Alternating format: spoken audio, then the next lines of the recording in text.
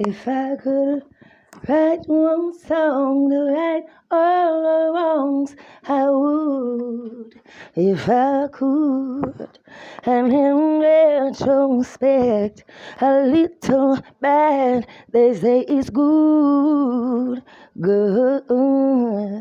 I'll do what we want, don't got what we need. 'Cause life is bittersweet and bittersweet indeed, indeed. And you know I'm so human. Hey, for an angel, it's goddamn shame. For an angel, that's shame. And that bit.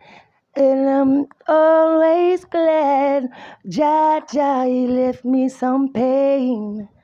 He left me some pain to remind me that I'll survive somehow. Oh, somehow. And I can do it I wanna do when I'm ready to get ready. I'll be up now. Be up now. 1, 2, 3, 4. What the hell are we all waiting for? Let's live. Let's live. 1, 2, 3, 4. What the hell are you waiting for? Live. Go ahead and live. Oh, cover of CeeLo Green. Cover of CeeLo Green's Living Again from, I believe, his second solo record. Because, you know, I have to say, as a fan, back in 1998 and 99, I made up what I believe is one of his first solo records, because I just took all his verses from every Goody Mob album and every solo collaboration and group like Field Mob, The Liberation with Erykah Badu, Outkast, Big Gip, and all these other artists on it. That song Liberation that he did, also one of my favorites, and a bunch of other collaborations. And I took out all the other verses by every other artist in it and just strung together all of CeeLo's verses. And today he's like on his 9th solo record, I think. So he eventually did put out a bunch of solo records, even though Goody Mob did get back together again and are together. My favorite rap group of all time is back together again. My second favorite rap group, because of course my ex-boyfriend's rap group is my number one favorite rap group, tied for the first place with the Fugees, would be Diggable Planets, and my good friend C-Note, C-Knowledge of Diggable Planets. Brother taught me a lot back in Philadelphia when we met in person, and I've been a fan of his. I know every lyric on every single Diggable Planets record or collaboration I've ever been able to find, because there's a lot I haven't found. I know every lyric by heart. To this day, I've memorized it, and I got that record in 1992. So 40 years, about 40 years ago now, was when I started listening to his music. Eventually, we did meet and date a little bit in Philadelphia, as our parents. His father was in the All African People's Revolutionary Party, and of course, that is my first and forever love.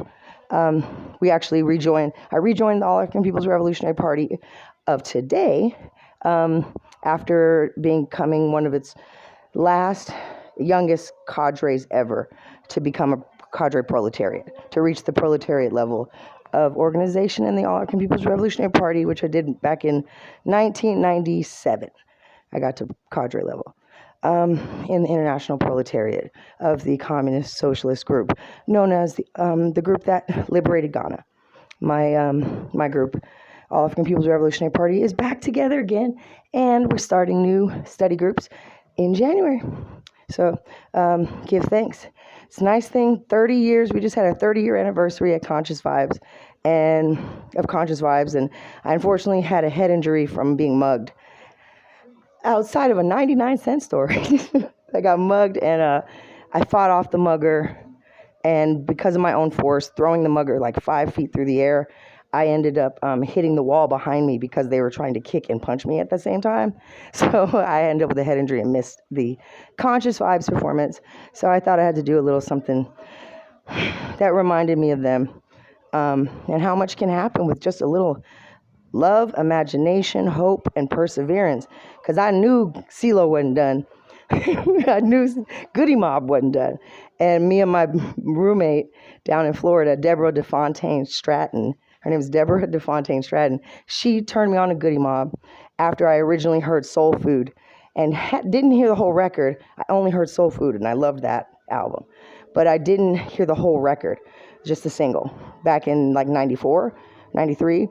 So Deborah, long story short, long story made long at this point, Deborah DeFontaine Stratton turns me on to the whole album of Still Standing, and I just was floored, and I never listened to another record for the next like 2 or 3 years. I think it felt in my Walkman. At this time in Los Angeles, I was always on the bus. But I listened to Digable Planets for like 2 years straight. So I know that those records literally like backwards and forwards. I could play them on the guitar and on the keyboard without any practice. So this is funny, though. It just shows you the way I think. I'm really kind of detail-oriented like that. But to have these people come back together again, make the most... And I miss the shows. It's always some reason why I'm missing a show these days in Sacramento. So I'm actually moving up to the mountains today, and I just wanted to do something that kind of put a little bit of a good vibe, a good vibe and song that would kind of put to bed some stuff that I've had to leave, I hope to leave behind, because I don't need the extra baggage. God bless. And CeeLo, I hope one day to see him perform live, because he just really is one of my biggest inspirations. Tracy Chapman, CeeLo, Green, Goody Mob, Digable Planets, and of course, one of my number one inspirations has always been Lauryn Hill, El Boogie, so and Ladybug Mecca from Digable.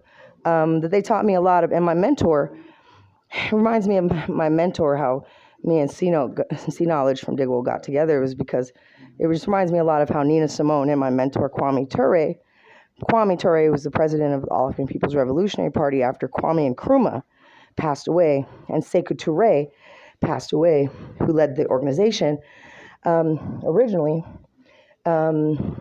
And then secondarily came Sekou Touré's taking over the party after Kwame passed, and then Kwame Ture took over the organization. And when he passed of prostate cancer in 1995, he right before then, me and him started writing each other letters. He lived in Conakry, which is in Guinea-Bissau, and so I don't want to leave too many details of what we talked about, but except for that, we definitely some of it involved speaking. His speaking about Nina Simone and Miriam Makeba, and I just remember thinking, "What do I remind you of them?" Because he never brought that up with any of my other friends, any of the other friends we shared and the comrades we shared. But I miss him so much right now. It's like all my comrades from the party. I really miss them. I miss them desperately. I really, really do. Every day. I never forget them. So I'm trying to live in their legacy and carry it forward to do positive things, and establish positive communication and positive collective work and responsibility, and to tend to hold up try to pull my own weight, which, for a 5'4" girl isn't too much, but still, I think in my karmic circle of things, as I like to put it, in the big picture of things in life, I feel like the weight that I need to pull is actually much heavier than what it appears. Just because I did have so many people who did trust me with this path and didn't trust me with knowledge, like their love for Nina Simone, and that I know he is who she was singing about when she said black is the color of my true love's hair. Everyone always said, what was that song about? Because who she was with publicly wasn't a guy with black hair. But Kwame definitely has black hair. He had a big black fro back in those days. And I just know that's what that song was about. Black is the color of my true love's hair. Hey, hey, hey, hey. Black is the color of my true love's hair. Hey, hey. Yeah, I'll never forget. That's one of my first favorite songs by Nina. By Nina Simone, his girlfriend, longtime girlfriend. Before he eventually married, Nina marries someone, and then he marries Miriam Makeba, the songstress of Africa. And he regretted not marrying Nina Simone. And it's like to this day, I think, what incredible romance these two must have had, because they were so much very different but extremely alike and a complement to each other in every personality way that I've ever learned. Everything I've learned about the both of them is that he was the only one who would have been strong enough for her. I always sing this song by CeeLo. It's called you're the only one crazy enough to love me. Sometimes someone has to be just crazy enough to love somebody else who's courageous, because courage is scary for a lot of people in romance.